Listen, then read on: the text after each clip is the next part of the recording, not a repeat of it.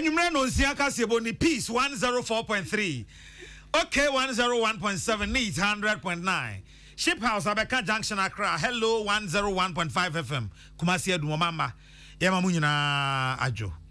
Omeni ma hudu also nsema yensa kan ye de be kasebo ye fa radio stations ahudu also Ghana ne amanone ene ye ato peacefmonline.com. Na ensema ye de sumo numrede de makotene bi ene se omampani His Excellency Nana Addo Dankwa Akufo-Addo say Ghana Green Ghana dwumadie no ayede bo obo ade bo brem ho ban no Ghana fo nyina anyintum. Article 41, Clause 4, the Constitution of the Republic imposes a duty on every citizen to protect and safeguard the environment. This project is one of the ways of fulfilling this constitutional obligation, and we must all make it a point to participate in this national exercise. Aban lawyer panyine no oso for sha tenten ne so opanyi Godfred Yebo Adame akirem se NDC fo krata omodi akwa Commonwealth fo no eyenya atwom ene ade a eni anidaso bia. I find it as a very hypocritical and misleading statement. Very hypocritical and misleading because clearly, for me, it's an attempt to run away from justice. All the government has sought to do is to ensure that the NDC and the acts of its officers are brought to book. Yenko yanimu biemu no ena Minister for Transport Honorable Kwaku Ofori-Asiama enso abo amane se womanya 100 intercity buses a womo de beboa na Metro Mass Transit Limited womo de aye adwuma na ye $17.5 million. Teacher unions ahodo achem se ye hia living allowance na ye de atwitwa ye ho se de omani musi aye den no eze se wo marketua na ye pe bibi na womo de esensa womo ho kakra. Na dia ye kan say senya ho kire esi aba no aban ema ye kola cost of living allowance senya be ya Ghana adwumani no ho be hinhan no. Na adesuafo nkabomuku ewo Ghana ha nuksifo nso akasa se aban ye da wase Ghana adesuafo be ye dunson ano mo Ukraine enam Russia fo a wo mo abawura Ukraine nti ye timi de Ghana adesuafo be ye dunson ye de wo nyina ba bedru Ghana ha eye enigisem ena enu achi 2021 population and housing census no aba be pie mu se wo mo achocho mu se ba ye busa waware wo nware da wo masai waja aware sei wo mo maja aware no eye 500,000 Ghana for a omaja aware divorced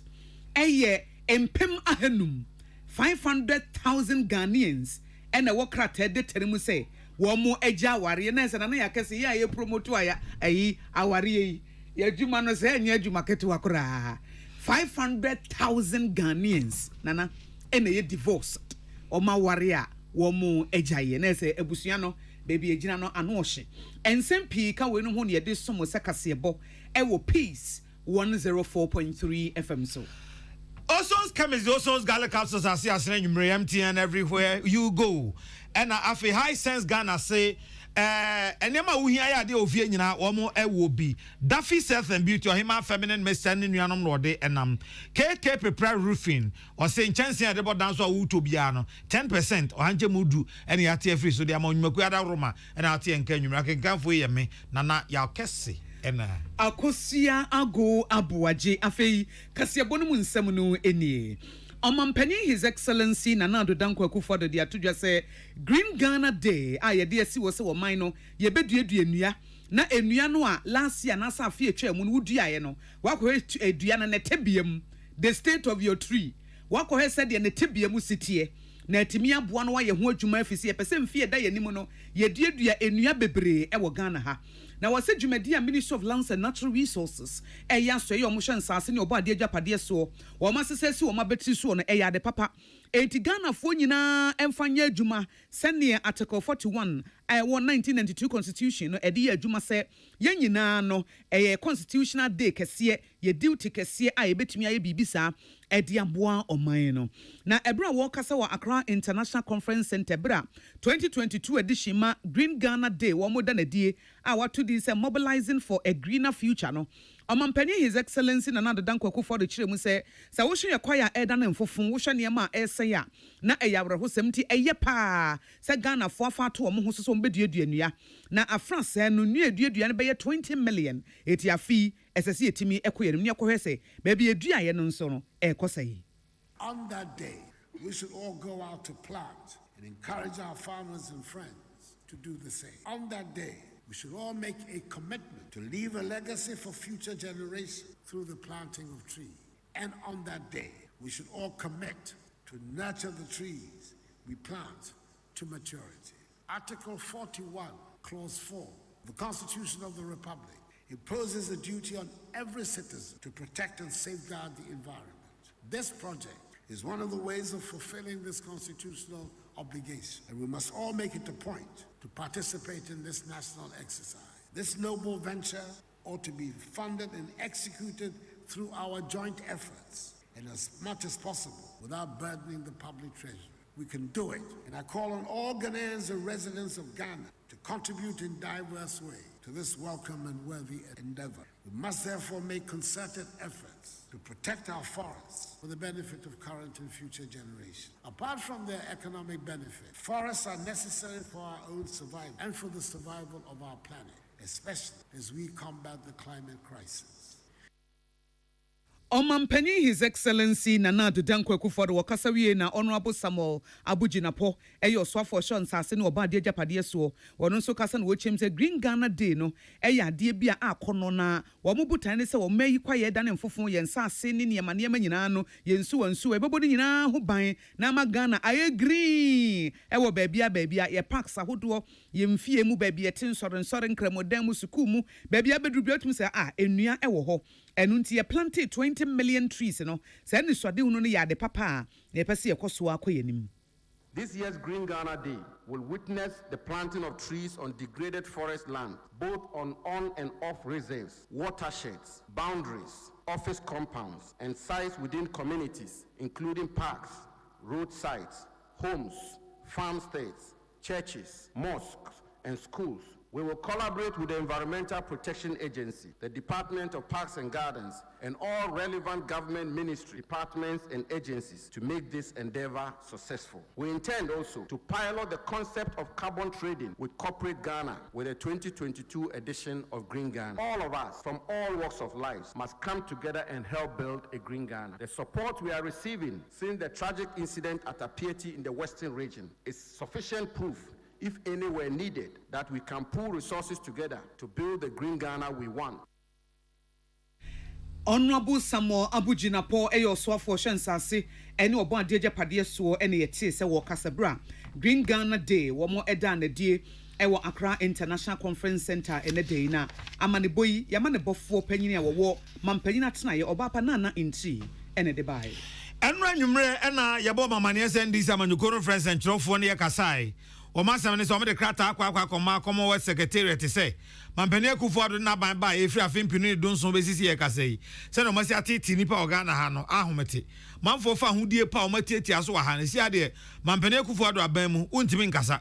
wakanya kokoka say omo NDC amanyuko no omo chairman party chairman kra kasai wono omo kasa mafo kwakubu ahe ura Samuel Fuzampo ne kwakubu ahe wo mo gina court waka civil opuni de ekeka ne ma no bi eka ho ya omo nyina ye nipa omo ye NDC amanyuko no ma nanso aben etata wo mo oka to forcing ene nuanom nyina eka ho na sasem we ena aban lawyer pani ya o yeso afọ hwe atentrene eso Godfred yebo adame enzo kire se sasem no NDC kan enya atwom papa se NDC ebetumi ahwe nyame enum aka asem a wo mo kan ye no. I find it as a very hypocritical and misleading statement. Very hypocritical and misleading because clearly, for me, it's an attempt to run away from justice. All the government has sought to do is to ensure that the NDC and the acts of its officers are brought to book. And indeed, I will not be deterred at all in my quest to ensure that there's accountability for the people of Ghana. The cases that we have investigated and the actions that we have filed in court are all on account of solid evidence that we have unearthed through painstaking investigations. It did not just come to court on the spur of the moment or without any basis at all. It is as a result of thorough and painstaking investigations conducted by the government. Some of the investigations have actually gone on for about 5 or 6 years. And indeed, we are seeing the results of the actions. And therefore, I find it very hypocritical and misleading for the NDC or General Secretary to make such allegations. And I'm not surprised. This is actually not the first time that the NDC or a person associated with the NDC has sought to find refuge in the international forum, especially when the person is being brought to book or accountability is being sought for the actions of that person. Aban lawyer penny Ozaya so for Jatentene so Godfred Yebo Adame and Wocheche mu de ntia ogidi se NDC amanko gina omasie se wo moko sama Ghana ede ama Commonwealth Secretariat no eye nyatwom na enye suban a esese obia esoso wo mo so na Parliamentary ya otonkra ede free abankasiem ena anada roma obo asansemi nyina no ede emayen NPP echitafo bi omubu ofuo na esa aggrieved Almo Asante Achim Central Constituency abaton pesaso woma kasa se municipal chief executive officer no a election committee won na ye chairman no ye nyini mfiri ho na eden na MC yakwa ye chairman ama election committee wom de wom mpene so e wa Asante Achim Central ho nti papa no se dibre na ye de ahye ne nsa no wan hwe be hadwena ma 2024 elections no NPP fo ebedincho aggrieved members omo NPP mu e wo Asante Achim Central yi Wama chemu said the NMC air corner, Tino Maya press conference, no. Our press conference, Wama chem say independent candidate for Baye 12,000 and na Wamunsunina, Wamo Asori, and Muchem say, as ye you mudi edia free moon. 80 Wamo ebestre, said party no, MC no, Yakwayan the Chama, Honorable Robert Yakwa channel, a yen free ho, said a Baya, edia sum jibeba. Party no, yes, nomination forms. The MC our chairman our done Honorable Robert Apache. What chair forms no ewo ni kem ni office ni fie at my nipa or no person or do Emma a nipa at party in 92 96 what be you on in almost I hold a common NDC phobia anymore. I dance them that was see party in the composition or monfa. And then I am penny for and for Munay and Sifo. When you talk about it, I'm running a point. Mobile Fred, Doma, qualified, yet Domu Java to any atom swabber. I must another pay. I'm going to what the 4 friend come here, some major, no more videos, I'm only atom swabber. No, don't album. If it's on my album, not to move that Domu videos, you come here, Robert to Abani, I say, I'm going to cross on their delegates. NPP aggrieved members ewo Asante Achim Central Constituency womo ena womo ekasaye no na womo de omade sede atudwa yamane bofo penye 1 cm Samson Kwame Nyameche ene de amane boyi ebae na uko epoye mantamu dia eka de enka poye mantamu titani oda NPP amanyuku no ano chairman Kinsin no heme kisi oh enka bia de nkesi ye ankwankoye asempapa na anything party agitafo na dwa papa say ade a party chairman ne mpanifo ye titro ene ne e wodan constituency wo no enya asempapa na yenu akwabranfori ene odan constituency organizer David Ochire ene twetwe nkoma a ochire mu de chairman kisi aya enti ema wo mu edwagu ni so a na eho akwakọ hia se chairman wodwane na wanwane a anka yankonkote asemde no wo say the chairman no ayen say wo mo to aba no mo to no mu yan say chairman free wa beti asim say aba na mu ntwa so na ma stop aba na mo to no eno na manfo na dwasa no yeah catch MPP pen from one national say I'm going to say regional chairman na they beto odan no ene papa sa no hwe ya akotia ye lusu akotia ono ani kromo ene ye lusu akotia ene ye bra parliament no Kenya akotia kan wa kiamle to say ye kan sa na ye chairman e stronghold power in so no ene ye lusu ho because when ma form your origin ti ene ye lusu ho sa two constituency no e tie de odan for de ye de ba to two since am be ye constituency organizer da be to so aba the second term am yomini am committee that be a trouble. Your trouble so we need to believe about 12. 10 9 trouble. No fast dream no that. Nice idea. I'm going national for such a Kisia me at the organizer. You may order at the party no a very position on that. Yo. No. Na party agitafo no bi so ene yenua kwabranfori kasai. Echre de ntia onu buafu sa. And I'm 24 years, no mean Tibida. Me, the chairman 2 times. My breath from the party number power. Yet to me, somebody to me. That's the democracy of Ghana in general. Yet here, reject myself on a old A4 meeting. Why I also be a corner post. I have it is our Ghana has say. Regional chairman Kisi. Or person PP party award Hano or Sino. Na ya man the crack. Near Oya or Da any Eastern region or higher Papa. Parliament higher Dean Nina. Kisi, if you kwasi Kisi, actually say akwatia ono no ma yelusu ye seat. Em say maybe ba ya betwaba. Ye woda and Kisi Korea because of how we do petition be a coordinate destroy. I'm here suspending one yakotwa man to be. But the person the national forces omo tisankre ya. Omo ni Kisi nkasa. Na za Kisi ready ya oda ya ready train. Eti yanua Kwabena Fori ene Chairman Kisi atwetwe nkomo bisa ne se ofa asma omanfo ka fa huni o me se wo se executives na on be wa hanche mu ade otwemo obi ya na o nkonko prehwe o nko no post sansam no so de yenti bi da o ko fa ne he na ndi o maka na ne say me say no me won bram ko cham mo say o mo nya 80% ya o mo obi nto so ba no me na me obi on ko cham sa bo no mo bi o mo kasa le ko say sa bo say the election gina elections na 2020 election na ko so mo ko nya 80% ya o me bom ho ban say o mo nto so ba ana mo be so mo pom so ba ana mo chop o mo deputation ba ebi ni mo mu deputation ba say mo no me cancer na fe o mo nti ni nti a afani ma sesa enya pe no me process na see o ma she process na da o MP me na ye no ka ho asem ye yi pa 70% near to 30% so ba and the other group so say yanto at least yanto 90% say 10% because more the cash mo bo e dey bo shana ma show mo no e say o mo dis sa bo shana so ma o e dey asem be me no ana me no mo nyina sinkunwa o ho ka ho asem telephone so ne ade ka ho asem a am say okay MP so 70% the other group so 90% so they say they are 20% na aka no yen chem me no we for 10% we percent na na gina 80% ana mo nyina mo agree Chairman Kisi Chairman Kisi ono ena ne party fo asesa abono so ewo apue mantemu no yenua Kwabena Fori ena ode sansemu yi ebre yenim tawantawa ekoso ewo Russia ene Ukraine for entem ebra Russia for Vladimir Putin wo makwa omabawura Ukraine na wo mopese wo ye ne esese wo ye wiase nyina edi ho nkomo na yenim se Ghana fo nye wo nko abibifo bebre Nigeria fo Togo fo South Africa fo bebre ko school wo hopa na eno na Ghana man ne to anamon na adesuafo ibeye dunsun bi de yasesa wo nyina aba bedru Ghana ha na National Union of Ghana Students nuksifo abo aban aba so se waya ade se Ghana adesuafo beye dunsun watimi asesa wo mo de wo maba Ghana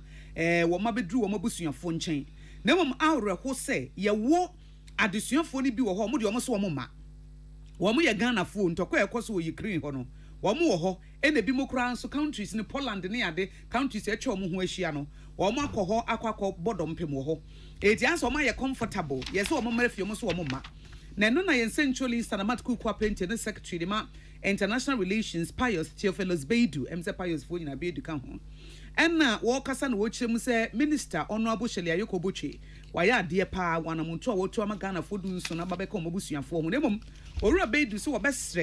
besre pa se neighboring countries no a Ghana fo ni bi akọ ho ntie so omomre fi so omoma no wo munya ifi se entokọ no bibia betimi asi Russia fo ma ye twan se chiwing gamwe Vladimir Putin ase hwinimunyi a wo twene wa mai na se ko wiase na se wo se he na ade no kra mo a mo free Ukraine na mo ko neighboring country kra me ba mo so a na mo ye na denti wo munti asam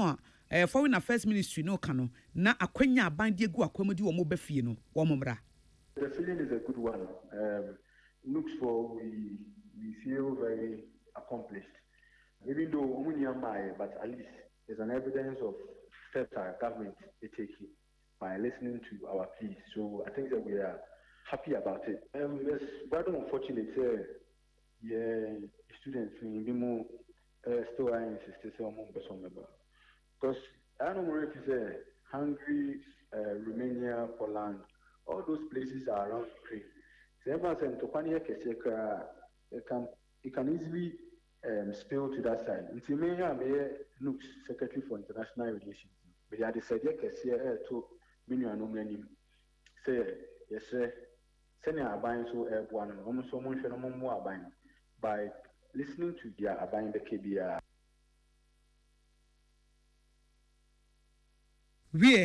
We a Pius Theophilus Beidu. Na owie na wo san chemu biem se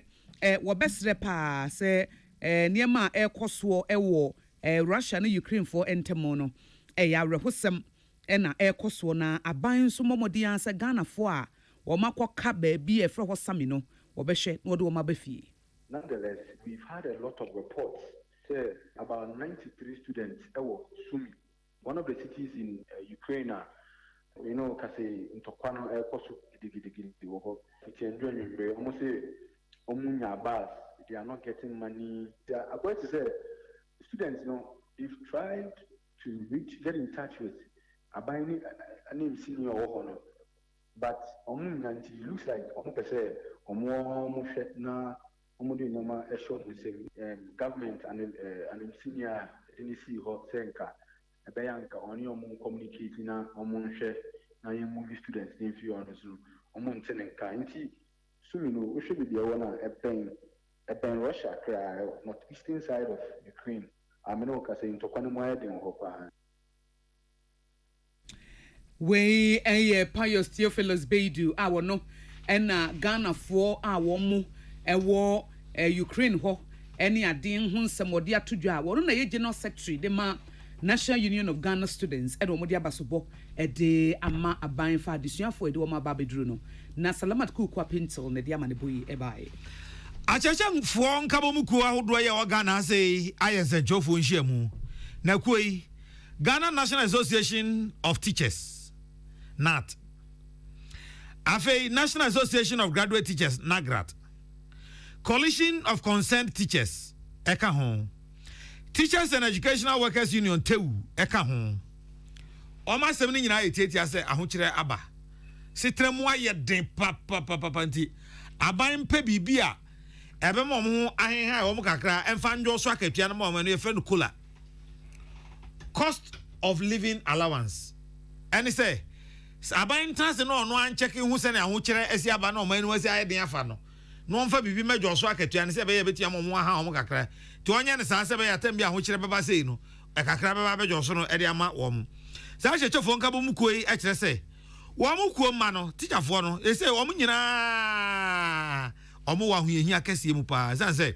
te say Ghana fo aka ni nyina obia faka ye nyina ni petrol bo ene san na niam asi akro enti wo mo sra ban say na da roma we mo onche wo ho kra ban nye ntem NAGRAT te titire ni Angel Kabunu afi NAT church of opening Thomas T Musa te u church of Mark Denchira Kranche wo mo ena ekabo mu ede sansemu atudwa na concerned teachers coalition of concerned teachers titrenikin Ali Awudu and one in Sanjo for Kasaya or Chrese send us sitremo eden dia abampe bibi emfa nka kapia homa omo no na cost of living allowance cola from 2021 ebesi neya meni wokase sidi no ahwodin no akofom 20% sawofa oha nchichemu a wuchemu numa Ghana sidi no na hwodin akofom na kyerɛ sɛ adwuma yɛ ni na sika so no na ketua no so no akɔfɔm by 20% a depreciate enti ade a na nka sika na ɔde bɛtɔ 2021 no enei sɛ sika na no entumi ntɔ saa deɛ deɛ Ghana adwumayɛfo hia sesia paa no ɛnyɛ labor conference na mmom deɛ hia ne sɛ ahokyerɛ a aba ɔman mu sesei no aban ne yɛbɛtena ase na yɛapɛ a yɛbɛfa so a yɛaketua nsɛm no ɛbɛkɔ anim kakra na Ghana adwumayɛni ni akyerɛkyerɛfo ɔmo ho ahehan ɔmo na deɛ yɛka ne sɛ sɛnea ahokyerɛ esi aba no aban ɛma yɛ kola cost of living allowance sɛnea ɛbɛyɛ a Ghana adwumayɛni no ho bɛhehan no King Ali Awudu san kyerɛ mu sɛ NAGRAT any coalition of concerned teachers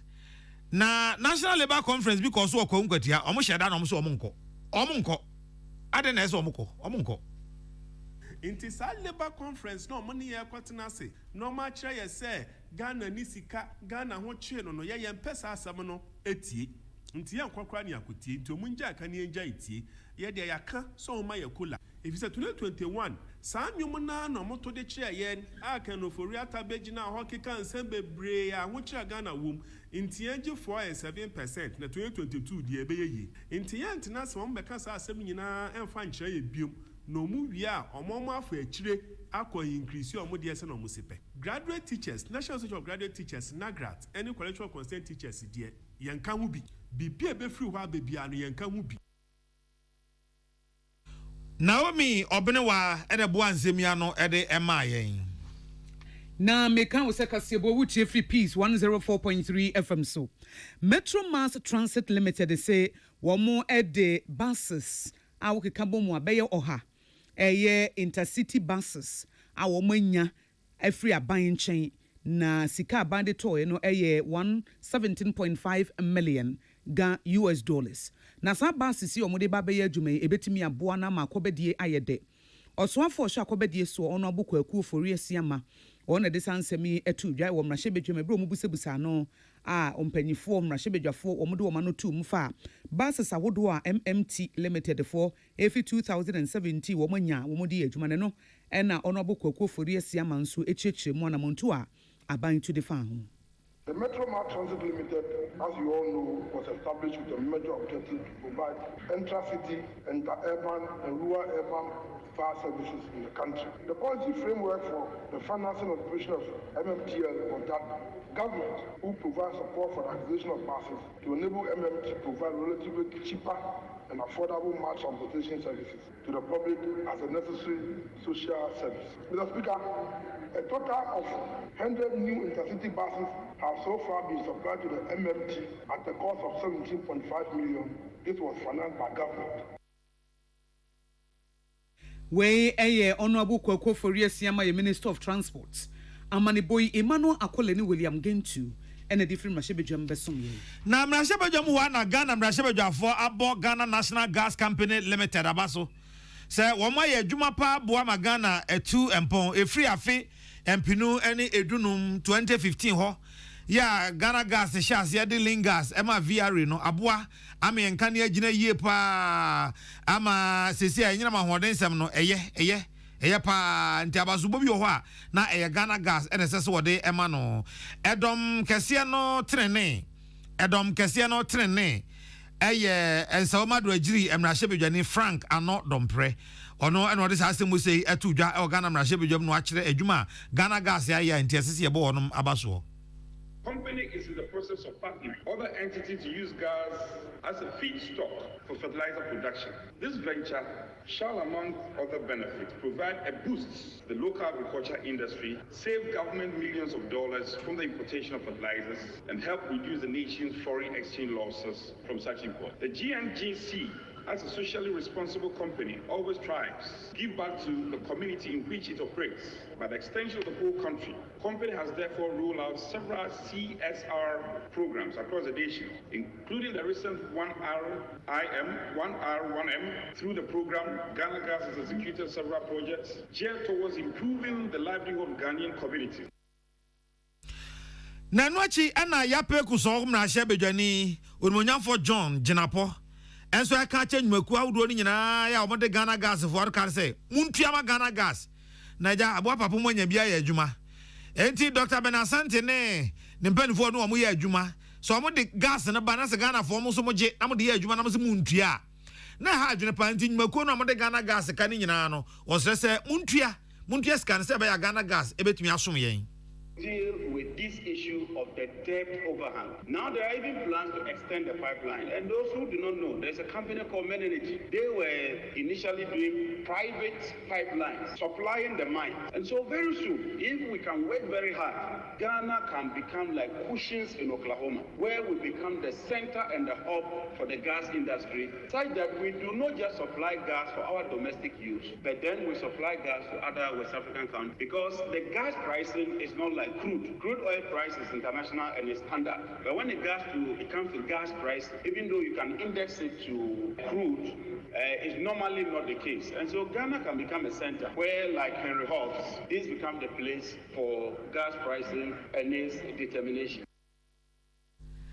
Sansemi nyina yaman bofo ya tonkra edifri mashebedwam Emmanuel Akoli ene William Gentu na bo ano emayen. Yeda so mashebedwam na Council of State abedwafo a wo manyimu wo mutu mampanyifo ne kasa wo mutu anamo akwamrashebedwam any Speaker of Parliament a wono ne chiamia wono na damrashebedwan no right honorable Aban Sumana Kingsford Backben wo mo ne na akwakodi nkoma adwendwene Ghana mpumto ne nkanko ho na wo se ne ekoso wo mrashebedwam no Council of State wo mate etina se sempanifo wo mo na yempanifo wo Ghana wo mutu hwana mo kotie na no na chairman ma Council of State na no to srebo to so mienu bo amane se de ekoso no obesre mrashebedwafo dom kuma ne dom kase nyina se wo parochial interest me pesa me nkum nya ne de me party penny ade no wo mo fanto baabi wo mo nwene Ghana wo mo ma Ghana kura eni kan eja me kaise mrashebedwa ni bi wo so no de nya Ghana ne di kan ne party ne di kan anza na Ghana aba but asemo a na no to srebo kan se obesre se mrashebedwafo dom kuma ne dom kase nyina Ghana di kan ya na ye if say Ghana say our party anyway it will dear foot to a man shebe for no so says or mama Ghana di kanya and a beboama bibi de bebia umbajin and who say eh we ebema Ghana kon kan as ebema Ghana to ape. We have no choice but to make sure that things come on board, and then people will bury their egos and their entrenched positions for the good people of Ghana, for today and for posterity's sake, because we do not want history to be written and then we are put down as the 8th Parliament, 8th Council of State, which sat down for things to go bad. It will be a very serious indictment, and we have started. We expect a full cop. When we met with you the other day, I was very much impressed your candid opinion on matters and the fact that you are also desirous of having a solution as early as possible so that the country can move forward. So, Mr. Speaker, we have come to listen. Nana otu osibo otosumienu echiremu se speaker wo ma na so ate se wo mota na chi papa wo mo pese wo ye best speaker pa e wo Ghana abakosem. Speaker, whatever solution that you will prefer, we will have to discuss with you and have clearance and full approval. Well, Mr. Speaker, be assured that we would want to support you to be the best speaker that Ghana ever had. That we know that these issues that have happened are only ephemeral, and that come tomorrow, they would have, we'll be looking at them with a lot of nostalgic feelings that would say, oh, once upon a time we had these difficulties, but we were able to overcome them. And that will be the worst of us. As our elders say, if you do not meet a good fight or get into proper difficulties, your name will never be mentioned in appellations. And we need to do that. We have confronted with a formidable issue, but we want our name to be mentioned in appellation. Nana Otosibo Otosumienu a Council of State. Womo chairman ase dwemtenani. We na Speaker of Parliament, Right Honourable Akan Sumana Kings for the Backbone. So kasa no chim say nani agye pa sempanifo kukudam sei womo aba no office ene na ba betwetwe nkomo na womo behwe na womo ayoma famu die na ama bibia koyi. It's not easy, so it takes time. So I knew with this large transition where we have a large number of first timers, they need time to learn. So the last year I kept on talking about them learning and that kind of thing. But with the pressure on members, it's not easy for them to focus. I had to read the literature, including Hansard. I had to listen to mentors. It's not easy. And so as I take it easy for the whole of last year, it comes to a time that you have to crack their whip to let people fall in line. And so in trying to do so, there will be some resistance. In particular, so as from the very beginning, there was sharp division in the middle about who Honourable Bagbin is and where I'm coming from. We Right Honourable Akan Sumana Kings for the Backbone awono ena ye chiam ya wadam na shebedwa no ano ena okasa Emmanuel Akolani William Gentu na din semi efiri ma shebedwam ebreye. Yantoa enwumere no nsia kase ebo no eso. Afimpinu ene aduonu baako ena yekenkan ajapade nipa ne bibia wo Ghana asei population and housing census. Na ebaaye no na nsem wo mpa benefo de kan de ba no mse o. Eno de animoni mu na de a wo de aba no akiro mbeto mbo asa mpensempensemu ni nyina no wo de ho nsem aba betudwa. Ya no nsem wo de betudwa na de ne nka makra nkeye. Edi hubua nkasa ena abebo Ghana fo. Data no a population and housing census of war edi baye ene say. Aware mako beye empema henum aduonum miensa. Eza menfa se nipa mpem ahenum aduonum miensa. Eche aduonum aduosianum 553,065. Ena akwako gu o ma aware. Aware ne ya gu no ya dissolve. Na emu empema hanan eni enum aduokunu gu akire omoso de yatete omontam. Ase asem no mo kaka anya maka. Aware ne yenya ngu no de na so akosua tena taifa na mesoso mentra me domi sese sa na akwakoye eno so ye empema hanan ene enum ena aduokunu eguso na sankuntabo ya Ghana Statistical Service ede ba ye kire se wonu mo a eja aware no agu empema hanum aduonum yensa achi no emu empem ahasa aduosia mienu ahanu aduasa miensa 362,233 die Omo ye ma ena de aka no so eye emema Yeah, ni nyina che sa okabo ma 65.5% and 34.5%. Na de ma omo so ahwe nsemu entiase kakra ne say. Na sebema ne oba na ware. Na sa ware na gudi a. Se ne sa ware ne edu na agu a. Ese se ye manum. Ebe manum. Na sankuntabuo no ho no. Emu na ho papa. Eno nkonkoda. Afei wɔn so ɔma ware ya tete wɔn ntem sɛ asomasi tena na wei so ntena no empema hanan ani akyire ɛfa kɛseɛ no a so ɛyɛ maa ya wɔn deɛ wɔn ɛte wɔn baabi na deɛ nti ankontabuo no te saa ne sɛ saa ware a yɛ sɛ ni nyinaa no ɛmaa no ɛna wɔse mempa ware no bio nti ɛmaa no dɔɔso sen mɛma no ɛmaa no dɔɔso sen mɛma no ɛmaa no gya ware no mmɔ ɛsen mɛma no aha okay ɛna ɔmo pɛ separation no so no ɛma no dodoɔ no na se me mpɛ sɛ me ne bɛma no bɛtena bio ɛdu de mo ma no ntena ne baabi sa ware nya ngu ya wo da ɔntena ne baabi na me so me ntena me baabi a we nyina yɛ nkontabu a Ghana Statistical Service for ɔmo de aba bɛto dwa na report yi ɛkyerɛ sɛ enkonta ɔmo bu ye ni nyina no sɛ wohwɛ mu a na kyerɛ sɛ ware gya ye no kwa ɛna ɛkɔ times no man bi ye enye because we ware na won ne ti no wa hye ne ka wa onye mpratwe we bi na wale re wasan fa wachi e bi afese na wo yi bi na wo kakra wo ho ba ne oni ma ba afom na sika no aba afom no na afi wo ye rough e kirewo no yɛ so yɛ den of which wo hu ni san so a wontimi ne ntena biom so yɛ den wote wo ho ahoche betimi de awareja ya ba because the bear man kokko ware na so ntimi am provide ne ma also provide more ba na so ba na nya nhye so betimi afa bear man akwa echi akwa akobọ adwama na bear man so hu a betimi de awareja ya ba oh mostly no trust say oba ni bear man aware a gidie because obi age ni nya adi but if there is no trust no that break most of our marriages. In our secondary, you say Bema no ana opa no efa ba kufa ba kwechi a eno suma our ejai eba. I say trust in your wali ni mo a ma divorce ni dey. Ekosro second, wo hwe obi ware obi a ware no odon kwan so no ware no. But eto da yesuban ahodo obi no so no ema ye lose trust. Ebi asuban a be ma ne dan na die wo hwe okra meko adwuma tamo de beba no. Ebi a hyase no bo hu se oba early. Ebi wi ase na afede oba late. Ti basa oba na timi dwin bibi se me kunu nansen first no me hia no me hu se okodwuma oba ntem ye se o mantem. Keni wo ye adwuma kra na adwuma no otima kwetena ofiti ano pa kwesi adwumre. Sabi obi a 50 Ghana kra na 100 cedis kra ho ayedin. Se bia ye ma ye nsantimi nso ye ti. Ti wono so ni akoma ni ohwe honhom de mawa otimi gya ahokọ. Eni ye nkomo a Peace of Man bofo ene omanfo twetwen ye ebisa wo mo se mujiri se den pa na de sa ware gya ye bebrebe yi eba na yakoso ebra gift akoto ne amanfo twetwen sa nkomo wie Patricia Sefafisha enso so ne aware mu futufo Amos Kelvin Anan wono ena woye penny ya woda creative couples conclave ano etwetwen nkomo bisa ne se eja awutu awafo ofu yi oje se den pa na aba ama ware egua na egu e ha se wo hwe data ne bi kura ho a awade no bi ho ani bosome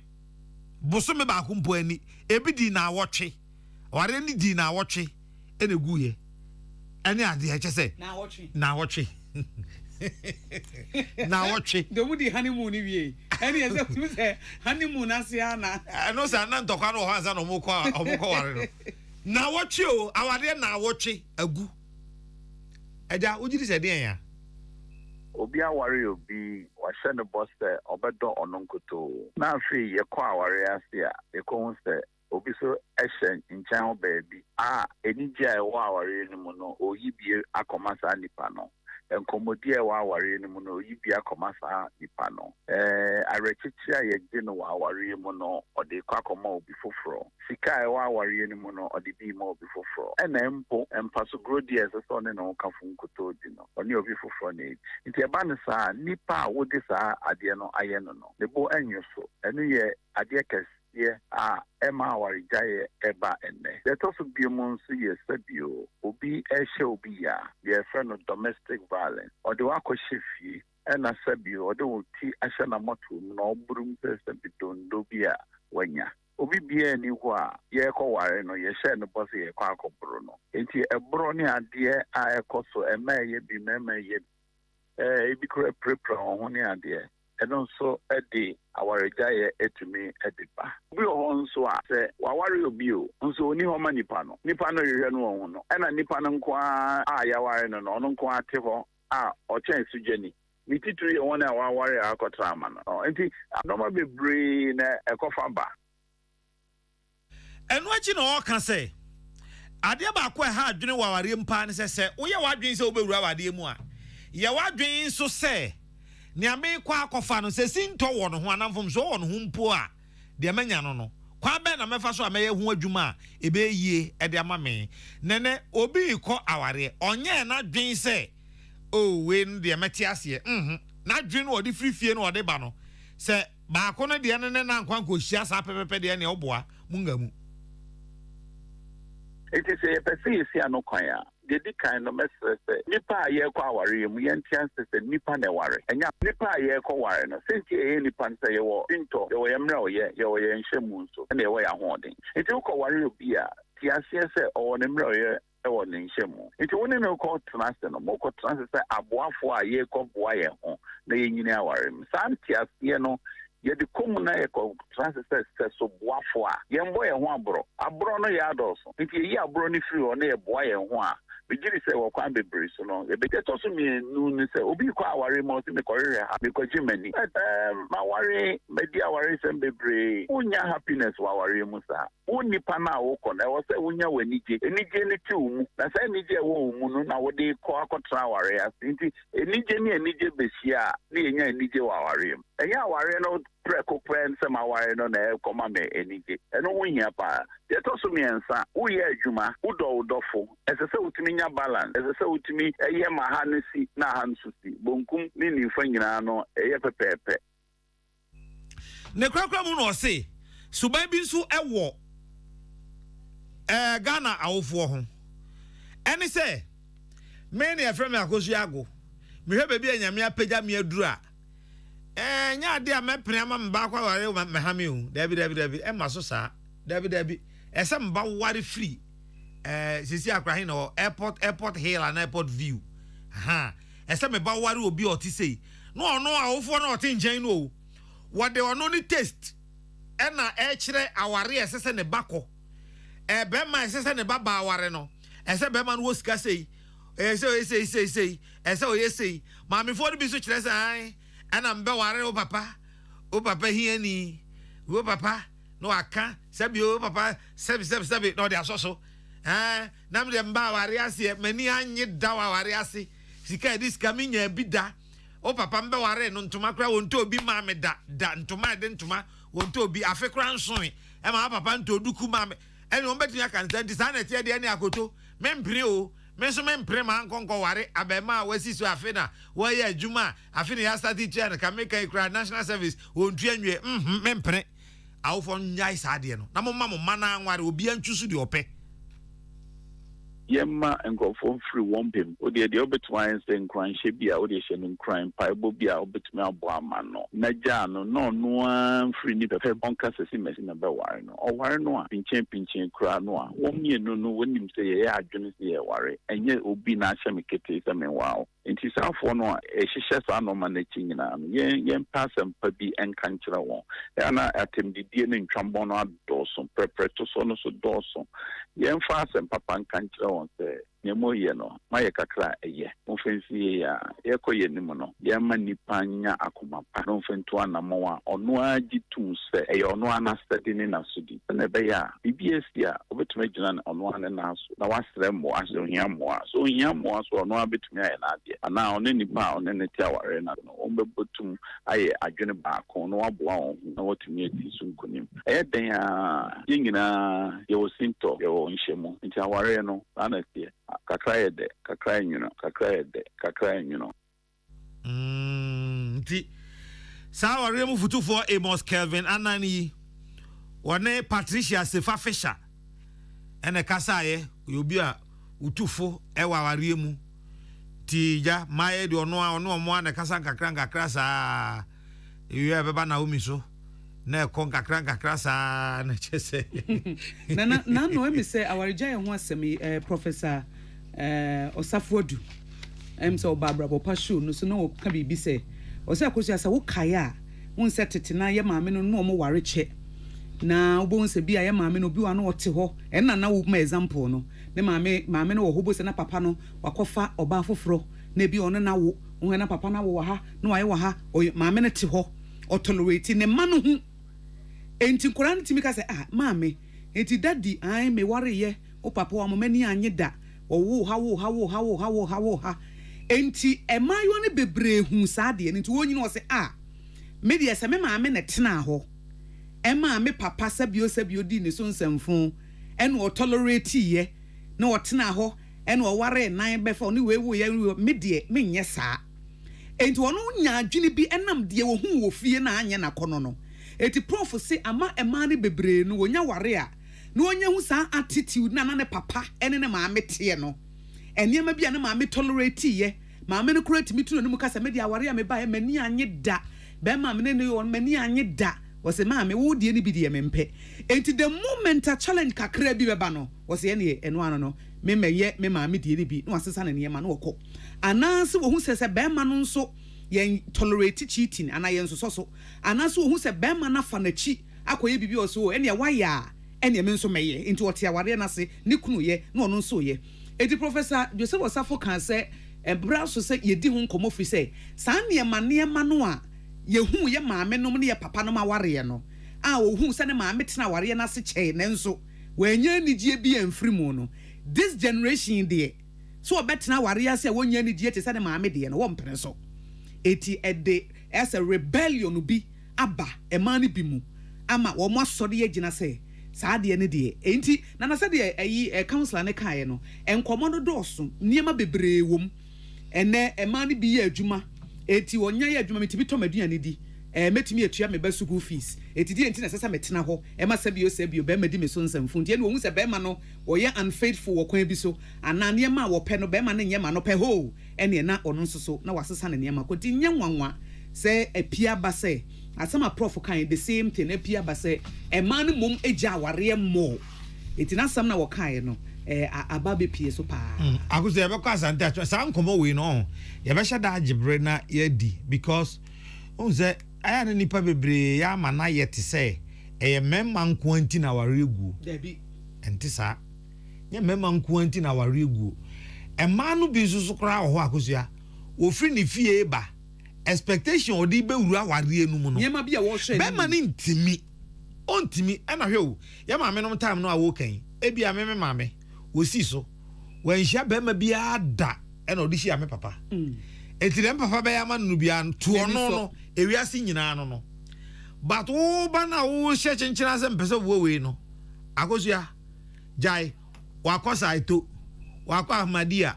wako Presby wako Roman eti comparison wako ni nyina bia hia na odete ho enti onimdwa bia mu ne de o sa adwanu ena ode be compare ba bia wote no eno so wo ho e basa na no so de o ha bana na won sesa wut na wutibi minim ye maame no se ne maame ni bi edi yaw minim so study sa de na o ya won se maame bi wo hia na woni ni di nkomo a wutimu se aware na oba yawde wom eti sa de no wo bo so ne baba be di ho nkomo aha kasa wo papa se ni ena na emfa ho ne se e ka se o eye ma ne na nanom wo nan ware ni ade oba bie no ye maame no mponu a ne yese o mu tolerate no oba bie ni ho a wo se ni kru no obi twempena oba ka se o ye comfortable ye maame no kra no na e ha wo mo kra o mo tina aware na se no a wo mo tolerate ye no at the end of the day in their old age obona ni no osiwa no osu se obesu kire se o hwe se bi a wona ho odin ne productive years nyina bi a o maame a wo kan obe ware o papa kwa na bi amfie aduonu kwa wonyae wo ya ba ya teenager wode na ho odin nyina ya adwuma sombe ma ya wone na dokoko wone na ayewe so koko wi ase no entoma ema ntoma pose ya nto amane da and this okay say ono so na ho odin nyina ye adwuma de ama be man na be man de agi ne din de aye na de nyina na so ntoma kra ya nto bia manda akosia there is also another element here no so gua ware pa but as enkonfo mfa o mani nko ho the influence of so-called prophets in marriages edifo me ka kire akosia akosia ba akosia edifo ne asofo influence in marriages shem control you have no idea o de yanko asante achemo mra awie nana yakwa asante achemo aba asante achemo yi onu wakoshe hin awie story bi a yede two manim efa ye say aggrieved members ewo NPP mu asante achem central say yenyi municipal chief executive officer or election committee chairman in free ho say yenyi na free ho de ane ho enyo nti yenkona yene honorable Robert Yakwachi yene no ntwetwe nkomo honorable memoajo eba peace kase boso ya nyo minyaba ya danse wadawroma yamane bofo panye 1 cm Samson Kwame Nyameche de aba bedan ye say MPP achitafo bi ye press conference a omu kirem say nipa bebre kasasa wo a wo ye municipal chief executive officer na wo san ye election committee chairman wo mo mpere so every say ase wo favor bi ejabi asem yi wo hu ne say yo minyaba me das e wo de asem a wo busani asem a ni nua no wo keka nyina nokra bi ani nokra eni me say elections committee no a 9-member committee me as municipal chief executive and me chairman no me ntimi take decision emma elections committee ni na party ne so de hyehyɛ ato abaya to ye ni na ho enti ntimi mon trans hyehyɛ da ho no enkoye bibi foforo bia na maka sɛ ye madwapade ana ma de di na me ye sabi party ne na ma na chidi tie ni sɛ region emma ye form so sɛ ye nche form so no emma police station for police station bia initially no ɛsɛ sɛ obi enya position no forms nyensa ne kɔ hɔ yɛtena ase no committee no ye constituency yɛkyɛ 4 zones enti committee no yɛ divide ho into 4 and yɛde zone bia ɛkɔtɔn ne forms ɔmo tɔn first one no ewie yɛ no ɛna me tea complain bebree yɛ nua baako abɛ contest aba ne bi wɔ ha ne followers ɔmo yɛ saa dede ne yɛ ne followers ne bi ɛna ɔmo so ɔmo anya forms ne bi enti first 10 a ɔmo frɛ nso ɔmo anya form ne bi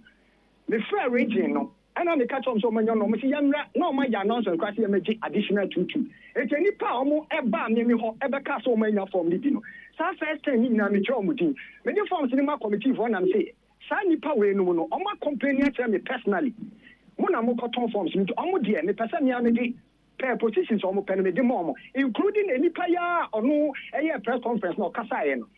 ɔmo ba me hɔ first person bɛgye second person bɛgye ɛwɔ office ana mu sɛ ɔmo kyerɛkyerɛ Facebook me tɔn forms no wɔ me office me tɔn forms ɛna ɔmo kasa bebree me me because me nkwa me timi for forms ewu me nkyɛn sɛ me tɔn ya tɔn forms ni nyinaa ma ɔmo awie ɛna me hu sɛ yɛnia kofi fosu ɛde forms 1000 aba ɔmo kyekyɛ ebi gu cold store ebi gu ayi enti in fact me te yɛ na ɛyɛ magye mu kasene ne kakra every say minim sɛ emra na da ho ne sɛ even sɛ wo police station constituency na wo perform na wo enya bia wo the petition na bɛkɔ na ya ma form ya be conduct election no ya be veteran ya the list ni be free regional na national prayer am ya hu sɛ ɔsoma ti ni obenten e the petition na bɛgi bi because ɔma enya bi ya intimate ya na ya me nwanwa me try say me busam na ma find out why should an individual be given 1,000 additional forms ekwenye omo fa so ton no say NDC for kra bi enya bi obi ho kra patch no obi twam kra na o ma frɛ no na o ma man forms ni bi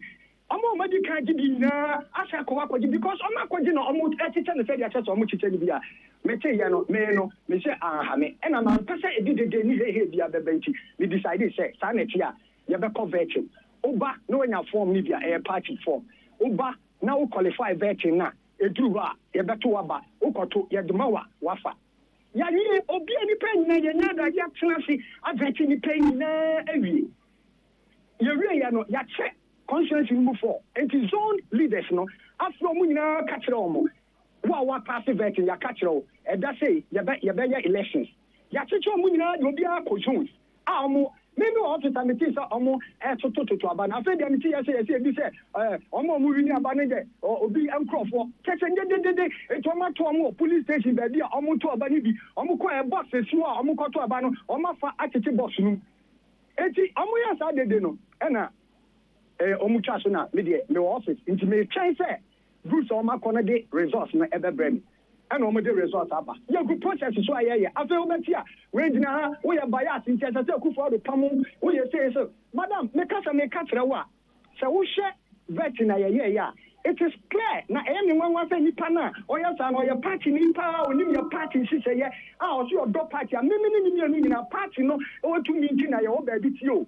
and the forms na me man of just because by all means say so obi person obedi position ti or the forms na man say obi ba vet who busa say position be na ope madam who pe position be o ti mi ka say me pe porter on this system nothing dey pray just need to kan wa some ncho obia so dey disqualify no ma training na ye ni na ho enti ye dede bia na mo ka so mo ye amafo bi ye because nipa na mo assurance ono onim na kufu ado na onim pani na me MT no kra no mpre so enti kwa bi obefa so ami apam obeye e na oye ta nyoma na oye dede e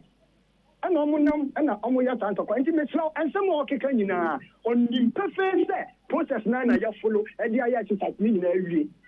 enti ya tro se we de na se wotamfo wo mo mpa wasam na yesa ya bedanse honorable say wabechichi mu akire se sansam no nibre o si nana hwe o so obitimi ba se me performs o de position ha o se me porter onim de wo ka but wo anfa forms na ama no a na wakogina baby no kasa se ka chere no se porter nka ho na cheze ni paru onim de ekosokra bia ono no se ono pe position ni bi na bia porter nani man ka chere sa feed and porter nka na ompeni baby mfa na brown so se de o manfo adwenkyere eba na enwumeku a wo mabo ye chidom ye de bremu no 21st clinic ye sciatica expert na sciatica expert nso 21st clinic na sciatica no yakan no mo a moko 21st clinic na dansidie na oba na announce Friday ye me birthday na me kai se last year wo mo a me moko 21st clinic na adansidie na mo de ba na do so papa as my birthday gift mo a moko ye a mo di adanses akosua papa no share me say nurse for ne doctor for mo go 21st clinic wo mo ya de toto enti no ye kan 21st clinic ani nim de ye ka if say 21st clinic no adwuma no wonim ye enkrofobia sore se wo sa sciatica ye se abo bia pese odore stade ani susua preko wo mpese wo musua na so sa wo pe expert pa dia 21st clinic no de wuchu mu tan a wontimi ne compete obia obeka se sciatica expert nye ono a eni dinya 21st clinic na oboa ya were more than 15 branches e Ghana ha ye di adwumanti 21st clinic is friend 0540311311 0540311311 0540311311 kofori dua takura de wenchi ene miamia bebre nkranza enina obehu wo mo go so kumase enkranti unya friend number no a na branch na ben wo kaso atema 0540311311 Ellen Spice and Trading Ventures na di Ayiko seasoning powder aba Ayiko seasoning powder no eno na di aduane na me Ayiko chicken seasoning no na me taste na say so beef de no so aye me taste is it wato na jollof no so aye me taste wato stew powder seasoning no so ye me taste etini wanu mi order no wanu mi order enti Ayiko chicken seasoning beef de na ntwenam say do by yawe enti ase yenum aye used to but wo spice ni ye pa na achia na say yes ntwenam de anasa wo ye ntwenam nkwan a as all the nkrakra bi sa eno so ye fine pa ba enti to Ayiko ohu na Ayiko chicken seasoning ni beef ni jollof de ni stew de no fa boom na wa bon sampa wo choba wo restaurant aduane bi a wo ye ton no sa Ayiko seasoning powder ka ho na adanson Ayiko seasoning powder ekoyi frɛ o budget no bi aba Ayiko wasi ekoyi Ayiko ekoyi just mami Ayiko ekoyi 0244160750 0244-160-750. Mo amo pese spices no mutu biton. Mo mfre ayiko Elan Spice and Trading Ventures was 0244-160-750. 0244-160-750. J.A. Biney Company Limited, the phone, they Biney stain remover no aba. Na nenu akra mi yusu bi ewo me bath nim. Remove a stubborn stains papa. WC no di bigu mabo se emu aye wine na ye fita te se de wakoto no foforo no. Eti we de mi di ho adanse. Biney stain remover. Mi yusu bi wo me fie eye kama papa. Eti bomodin a se wonsu be yusu bi wo fie ho na ebeboa wo. Na Biney stain remover no ebe yi fi biara wo sink mu baby a. Any esan wo Biney 20 me Biney 20 and they will made with the paper form. What the paper form ma ho ye ni sham and ma utans no so ya akono enti eye Biney 20 Biney 20 terrazzo floors ne tiles ne ade sinks no ni na betimi dia ye adwuma say bi wo Shoprite Melcom Palace ne China Mall ne miamia bebre obetimi afre JA Biney Company Limited ebra wo pe Biney stain remover and a Biney 20 na ma afia ya akono na sente boni bi afri ho no e was 0243104883 0243104883 and a 0541 808096 0541 808096 Biney 20 and a Biney stain remover ama cleaning ayakono Ruta natural products and say no ana ye di ye adwuma ye na di Ruta mixture ni Ruta Titanic and a Ruta Life aba na wonya Ruta Life no a Ruta Life ni Ruta Titanic ni Ruta Life no amafia ye kama fi say Ruta mixture no de etimi malaria ye nim say malaria ekuni pakra sen COVID-19 enti bomodian say wo betu ase bra wonom Ruta mixture no evi say Ruta mixture no na beboa na malaria mu bi aba ni padua mu nso etimi etu ase e de ama wo ene esan so ewo Ruta wo use Ruta mixture no wawie no na afen so obi wo ho Ruta Life na de sradie detoxify ni pedua wo fo yekutu eno so ebo adwuma na mo mamenka wo se Ruta mixture no so wo ye adwuma na kodu fie na se wonya mental na se physical fatigue bi as tell bia wo tim se waye mre na no wanom na a rejuvenate wo body na di nkanya bi esi ni pedua dum na Ruta Life no de eno so sradie bia na adore no na aso so na detoxify ni pedua na aso so no waye fine na wo to Ruta Titanic ne de typhoid fever na etimi ye ho adwuma pa ntime trauma typhoid emfa wo nipadua emoso sa enti Ruta mixture Ruta Titanic na afei so Ruta Life eno ene ekromu a ye di eye adwuma enti na ye home so ye ba ye de aka nyina ebeto so amamo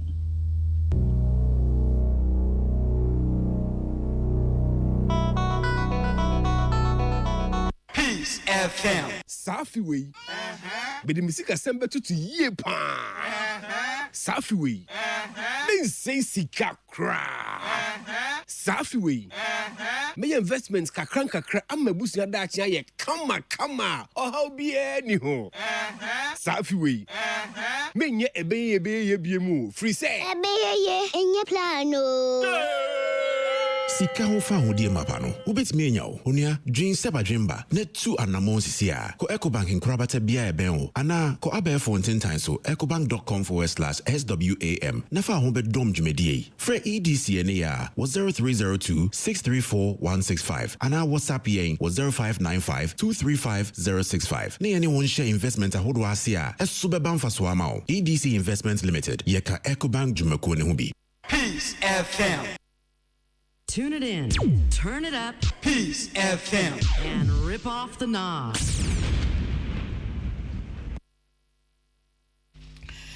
Omadeshe yamamo akwaba eno agwa ne fa adwenchen kakra wo mu na yenye ye we adwenchen ne de ana me ko Ukraine a kiss me say sugar kwai ka pese me ko Ukraine ba na me ko sisi I was say love is like sugar cane, sometimes sweet, sometimes not. But I and my wife Amma Florence always enjoy the sweet. We love ourselves. And tia kiss me in the radio. Omo say, omo di odono. You know, ahwede no baby enye de omo nye no ho. De de no an omo gina mu. Enti ya mamutiri nkwa. Daniel Yebu akwa your sister kosia. In fact, majority of our mothers mo ape aben wa hadodo. Eno so ka ho bi nti na dia wareja ye bebre aba no. Frederick Mystical Sciatica Warrior 21st Clinic and or say we hear authentic and a clear news dia and obi enim say a peace 104.3 FM fantastic Wilberforce say you sound we soon say obi en wo beka cho say NPP aban no ebe lose 2024 but their poor performance no na ebe kire amohu say the econo enkoyi Haile Selassie or say patriotic voices go so was ye nyina ye nim say ye wo bra emu odin emu enso ye mampani eye di obetimi aye biara e de abo oman no Atanga Bernard Kuntona Sino say good evening Kuntona Sino di free buy or say without E11 no as a country yentimi move forward ana minim say yasimbisa na wo kire wadwene a na eja Adam eno odi abase ewiase nyina beti Ukraine ene Russian tokwa no ebrafuo prices eba be cost nti yenye hunu hwe the second largest producer of oil womuna kuntokwa no Russia for it is a Russia kodia ene yenhwe ni mu se fan wo bo no afi ene ebe kostro ena Dr. Kalipo Kali was say I want prayer warrior position ewo MPP mu e obi akoka so opeport nti onu so prayer warrior position capito go so mention was say Ghana cannot move forward in free NDC for mo kan ho bi ntini yentimi nkoyenim bo she ba miss say love is the key for marriage e yodo na odo no ya motiase de odo no ne wo 1 Corinthians chapter 13 verse 4 no e odo nya atenka because atenka de etimi twam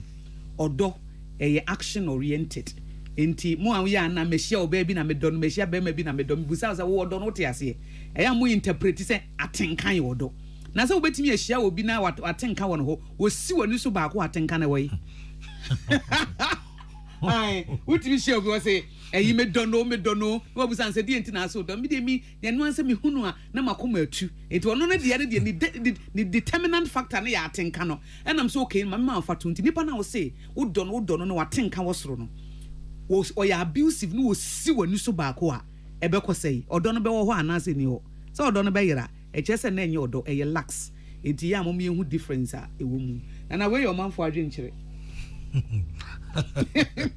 Abusama ya ga yetiefu a ewo Savannah region nyina sesesi ade oko Savannah region enkankane Salaga ne potemu a Magic FM Magic FM enuanu a wonum ewo Salaga ewo Savannah region a omunso so omabeka Peace FM na that's why tabusu akasi ho ya ma omo akwaba omo ewo Salaga Magic FM Salaga ya momo akwaba abusia ha ede yade mo besi anwumre nana ya okese ya melenko nene Akosia Guabuaji, don't follow your last. Akosia Guabuaji puti